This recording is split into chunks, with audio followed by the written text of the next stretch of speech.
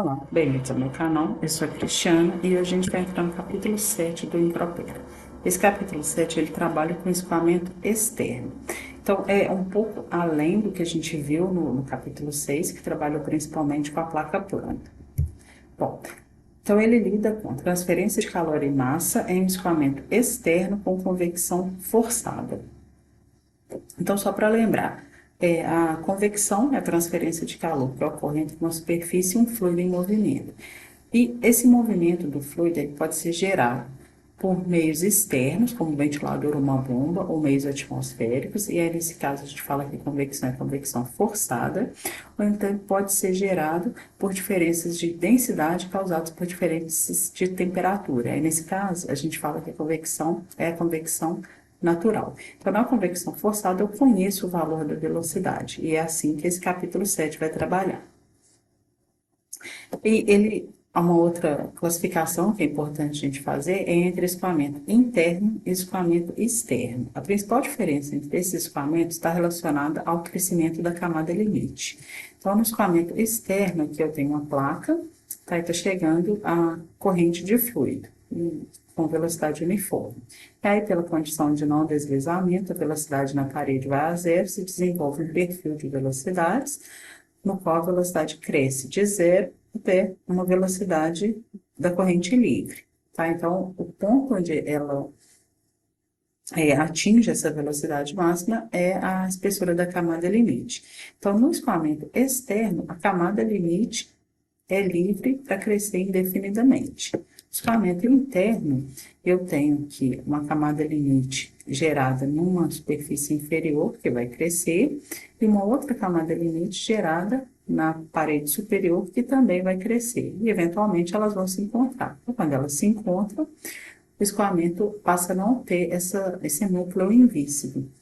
E isso que caracteriza o escoamento interno, que a camada limite não é livre para crescer indefinidamente, ela cresce no máximo até um determinado valor. Bom, então nesse capítulo a gente vai estudar o escoamento externo, qual a camada limite é livre para crescer e vai haver sempre ali aquela escoamento, vou voltar no desenho, vai haver sempre uma região na qual a velocidade é igual à velocidade da corrente livre. Nesse capítulo, o principal objetivo é determinar os coeficientes convectivos em diferentes geometrias. A gente viu no capítulo 6 que esses coeficientes eles são dados em função de parâmetros adimensionais. Então, o coeficiente local é dado em função do número de Nusselt local. E a expressão sempre vai ser um Nusselt é uma função de uma distância adimensional, do número de Reynolds e do número de Prandtl. Então, eu tenho um adimensional como função de outros adimensionais. Esse Nusselt, escrito dessa maneira, é o Nusselt local, ou seja, ele varia ao longo de x. O Nusselt médio, ele não varia mais ao longo de x, então ele seria uma função apenas de Reynolds e de Prandtl. Bom, a gente tem o coeficiente convectivo de transferência de calor, que vai estar relacionado ao número de Nusselt, e o coeficiente convectivo de transferência de massa, que vai estar associado ao número de Sherwood. E a gente viu que existem analogias entre esses dois adimensionais, né? Então, a expressão do Sherwood vai ser uma função também do x adimensional, do Reynolds e do número de Schmidt. E o Sherwood médio vai ser uma função somente de Reynolds e do número de Schmidt. E, na verdade, né, qual que é o problema principal da convecção? Obter a forma funcional dessa função f, a relação entre os parâmetros adimensionais. Como que isso pode ser feito? A gente pode utilizar uma abordagem teórica ou uma abordagem experimental. Então, o livro começa com a abordagem teórica, que seria esse método empírico. Então, vamos considerar, né, uma placa plana, um escoamento paralelo, ou seja, paralelo ao comprimento L, e essa placa é aquecida eletricamente. Então, tem uma resistência elétrica aqui, de maneira que ela fornece calor para a superfície, a temperatura da superfície fica superior à temperatura do fluido. E é colocado um isolamento aqui para garantir que toda a potência elétrica vai ser transferida para a placa e nada vai ser perdido para o ambiente. E no método experimental, o que vai ser feito? Eu vou medir a temperatura e a potência elétrica. Então, a tensão vezes a corrente é igual a taxa de calor, e isso vai ser igual a um HA vezes a diferença de temperatura. Com essa relação, né, igualando-se que a potência a HA delta T, e conhecendo a área e as temperaturas, eu consigo determinar experimentalmente o valor desse coeficiente convectivo. Nesse método experimental, eu repito o procedimento para várias condições diferentes. Então, eu altero, por exemplo, a temperatura da superfície, eu posso alterar a velocidade do fluido, o comprimento da placa, a temperatura do fluido, eu posso alterar o fluido. Então, repetindo as condições, os ensaios, né, para diferentes condições, eu acho valores de H diferentes, eu consigo correlacionar esses valores. Então, foi observado que a correlação entre eles pode ser representada em uma expressão algébrica. Então, se eu coloco aqui, ó, o logaritmo de Nusselt em função do logaritmo de Reynolds, a expressão obedece a essa correlação, né? Nusselt é uma constante, vezes o Reynolds elevado a um expoente m, vezes o Prandtl elevado a um expoente n. Então, aqui, ó, Prandtl 1, um determinado fluido, Prandtl 2, outro fluido, Prandtl 3, outro fluido, mas obedecendo a essa relação. E foi observado também que esses coeficientes C, M e N não dependem da natureza do fluido. Então, eu posso reproduzir essa expressão através dessa curva. Todas essas aqui se unem numa única curva quando eu coloco na ordenada aqui o log de Nusselt sobre Prandtl elevado a n.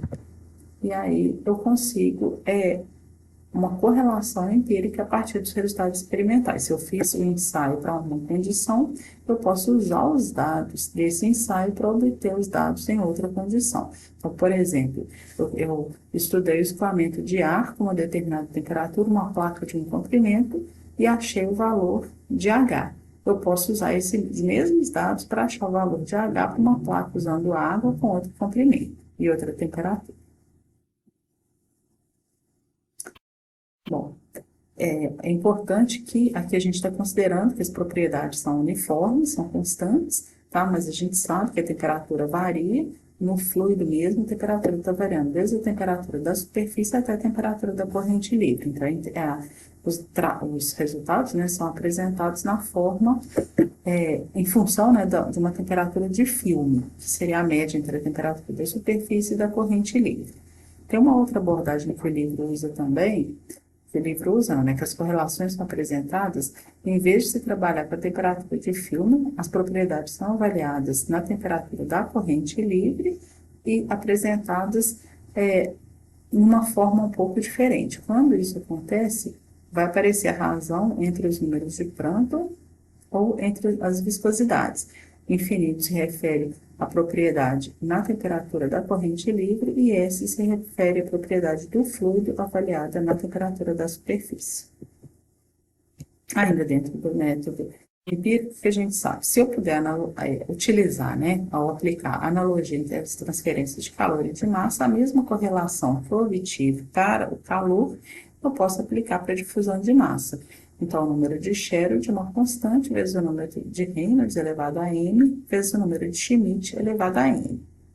E como eu tenho a analogia, né, para uma dada geometria e condição de escoamento, os coeficientes são os mesmos da equação de Nusselt. Bom, então vamos imaginar que eu tenho escoamento paralelo sobre uma placa plana. A gente já viu que, como o número de Reynolds depende de x, e o x começa em zero, o Reynolds vai começar em zero e a camada limite vai começar a laminar. E dependendo do comprimento da placa, pode haver transição de escoamento laminar turbulento. Vamos analisar as equações. Se eu pegar escoamento laminar, incompressível, regime estacionário, propriedades constantes, sem dissipação viscosa e sem gradiente de pressão, eu tenho a equação de conservação da massa para a camada limite, a equação de conservação da quantidade de movimento na direção x para a camada limite, a equação de conservação da energia e de concentração. Então, eu tenho esse conjunto de 4 equações aí. No problema geral, as propriedades dependem da temperatura e a temperatura depende das velocidades. Então, teria um problema acoplado no qual, né, essas equações teriam que ser resolvidas simultaneamente.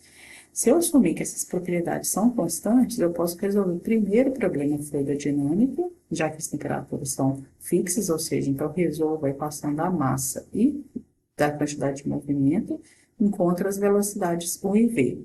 Com esses valores de velocidade, depois eu resolvo a equação da energia para achar a temperatura e a equação da concentração para achar a difusão de massa.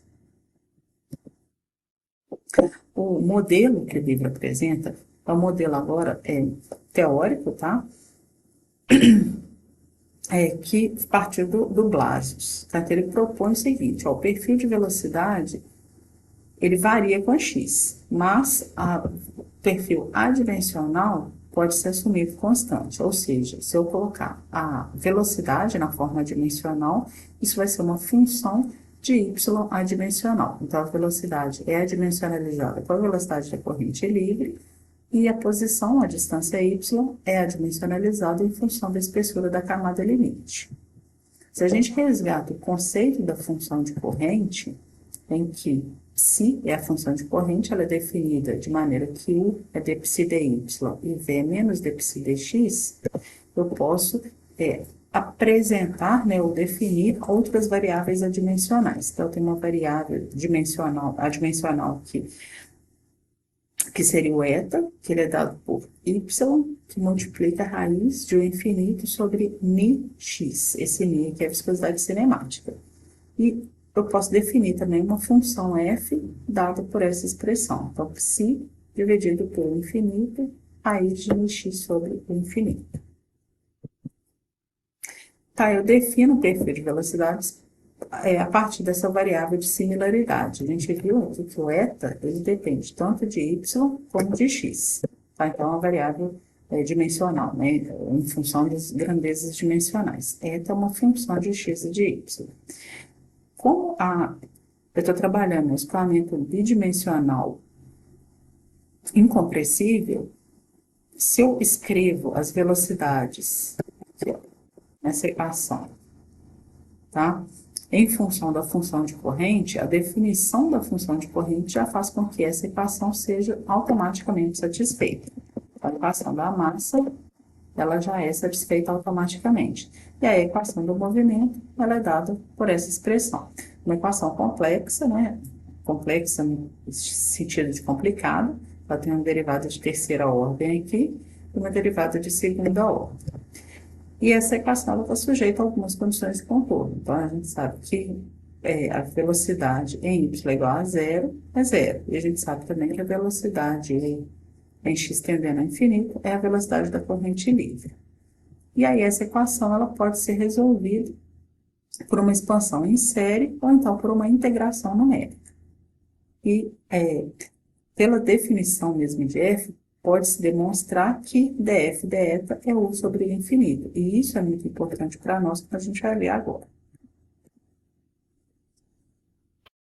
Essa tabela, ela foi apresentada através de integração numérica. Então, a gente tem a primeira coluna representa o f, que é a variável de similaridade. Então, ela está mostrando a posição em que a gente está avaliando a velocidade. Então, vocês estão vendo aqui que tem y e aqui tem o x. Então, isso aqui me dá a posição. F é a variável, né, que se a gente voltar aqui na equação, só para lembrar, a equação estava escrita em função de f, mas o que importa mesmo para nós seria o f'. Então, o f', que é o df deta, é U sobre o infinito. Então, aqui, ó, eu consigo determinar o valor da velocidade U. E o d2f deta 2 a gente vai precisar também um pouco mais para frente para trabalhar a tensão de cisalhamento. Mas, então, essa tabela aqui é a solução daquela equação. Aqui está plotada essa função aqui, df deta. Então, aqui na ordenada a gente tem eta sobre si, que na verdade é y sobre delta. E na abscissa a gente tem esse perfil de velocidades. Então, a gente vê aqui a curva e a gente percebe que à medida que a gente aumenta o y, a gente aproxima-o de o infinito, que é o que a gente esperava, né?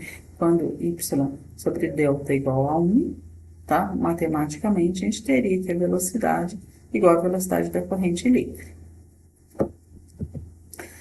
Bom, e o que a gente sabe também? Que a espessura da camada limite, delta, ele é definido como a posição em que o sobre o infinito é 0,99. Então, se a gente dá um zoom nessa tabela aqui, o df deta de 0,99 estaria entre esses dois valores, ou seja, o meu eta estaria entre esses dois valores. Fazendo uma interpolação aí, a gente vê que seria igual a 5. Então, quando 1 sobre o infinito é 0,99, isso equivale a um eta igual a 5.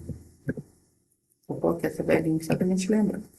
Bom, o que é eta? Y raiz de infinito sobre μ vezes x. Então, quando eta é 5, y é delta. Com isso, eu consigo isolar ou reescrever essa equação para achar uma expressão para delta. Tá? Então, 5 sobre o que está aqui da raiz. Se eu reagrupar esses termos, eu consigo colocar nessa forma aqui. Então, a gente percebe o quê? Que delta sobre x é 5 dividido por raiz de Reynolds, ou seja, eu consigo encontrar uma expressão para determinar o crescimento da camada limite laminar. Então, delta seria 5x sobre raiz de Reynolds. Consigo também achar uma expressão para a tensão de cisalhamento. O que é tensão de cisalhamento? Seria μ deu dy, o tal S aqui significa da superfície, né? Então, a tensão de cisalhamento na superfície seria μ deu dy em y igual a 0. Bom, eu posso derivar a expressão de U, reescrever em função de F. Então, tá aqui, ó, D2F deta 2 em eta igual a 0. Então, a gente tem essa função que é D2F deta 2, variando com a eta. Então, para eta igual a 0, essa grandeza vale 0,332. Então, eu consigo definir, né, que a minha tensão de cisalhamento vai ser 0,332 vezes isso tudo aqui. Se eu reagrupar também, definindo-se esse coeficiente de atrito que a gente viu lá no capítulo 6, ele é dado pela razão entre a tensão de cisalhamento e a pressão dinâmica. Então, eu acho uma expressão para esse coeficiente de atrito local. É importante entender esse coeficiente de atrito, porque ele que vai fornecer, né, ou propiciar que a gente consiga determinar a força de atrito sobre a superfície. Se a gente lembrar das principais respostas que a gente precisa para um problema de convecção, essas respostas seriam qual que é o atrito, né, que indica a potência de bombeamento de fluido, ou seja, a energia que eu preciso fazer para gerar esse escoamento, e a segunda, qual que é a transferência de calor. Então, aqui na parte da solução fluidodinâmica, a resposta que a gente precisa é a tensão de cisalhamento. Então, esse coeficiente de atrito aqui seria o coeficiente de atrito local, e eu mostro como que ele vai decorrendo. Se eu quiser saber a força de atrito total, eu pegaria a integral dele ao longo da minha superfície. Bom, o próximo passo é o quê? Calcular a solução da transferência de calor. Só que como essa parte também é muito grande, eu vou deixar para um próximo vídeo, tá bom? Obrigada a todos pela atenção.